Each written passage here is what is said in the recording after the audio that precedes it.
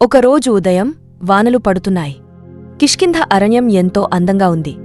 అక్కడ హనుమంతుడు ఆటలు, అద్భుతాలు చేస్తూ బాగానే కాలం గడిపాడు. ఒకరోజు అతని తల్లి అంజనాదేవి ఇలా చెప్పింది, హనుమా, నీ శక్తిని ఆటల కోసం కాదు, మంచి పనుల కోసం ఉపయోగించాలి. భగవంతుడు రాముడి సేవ చేయడమే నీ నిజమైన బాధ్యత. ఈ మాటలు హనుమంతుని మనసులో నిలిచిపోయాయి. ఒకరోజు రాముడు లక్ష్మణుడితో కలిసి ఋష్యమూక పర్వతానికి వస్తాడు. అక్కడ దూరంగా ఇద్దరిని చూసి సుగ్రీవుడు భయపడతాడు. వాళ్ళు నన్ను చంపడానికి వాలి పంపిన వారేమో అని అనుకుంటాడు.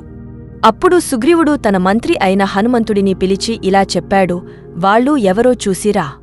నన్ను ప్రమాదంలో పెట్టే వాళ్ళా, స్నేహితులా తెలుసుకో. హనుమంతుడు సుగ్రీవుడి ఆజ్ఞను పాటించి బ్రాహ్మణ వేషంలో రాముడు దగ్గరకు వెళ్లాడు.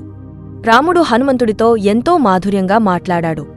రాముడిని చూసిన క్షణం హనుమంతుడు ఆశ్చర్యంతో చూసి ఇలా అనుకున్నాడు, ఇతడేనా నా ప్రభువు? నన్ను సేవ చేయమని పిలిచింది ఇతడే కాదా అనుకుంటాడు. రాముడు, లక్ష్మణుడు తమ కథ హనుమంతుడికి చెప్పగానే వెంటనే హనుమంతుడు రాముడికి నమస్కరించి, నన్ను నీ సేవకుడిగా అంగీకరించండి ప్రభూ అన్నాడు. రాముడు చిరునవ్వుతో చెప్పాడు, హనుమా, నీలా నిస్వార్థంగా సేవ చేసేవాడు ఇంకెవరూ లేరు. అప్పుడు హనుమంతుడు రాముడితో, సుగ్రీవుడు నీకు మంచి మిత్రుడు అవుతాడు, నీకు సహాయం చేస్తాడు అని చెప్పి రాముడిని సుగ్రీవునికి పరిచయం చేశాడు. అలా రాముడు, సుగ్రీవుడు స్నేహితులయ్యారు. హనుమంతుడి చాకచక్యం, భక్తి, మేధస్సు వలన ఆ కలయిక సాధ్యమైంది. ఆ రోజు సాయంకాలం హనుమంతుడు తన మనసులో అనుకున్నాడు, నిజంగా ఇది నా జన్మపరమార్థం. నా శక్తికి, నా జీవితానికి అర్థం లభించింది. ఇక ముందు నా ప్రాణాలు రాముని సేవ కోసమే. రాముడు సంతోషంగా హనుమంతుడిని చూసి ఇలా అన్నాడు, హనుమా, నీవు నాకు దొరికిన గొప్ప భక్తుడివి.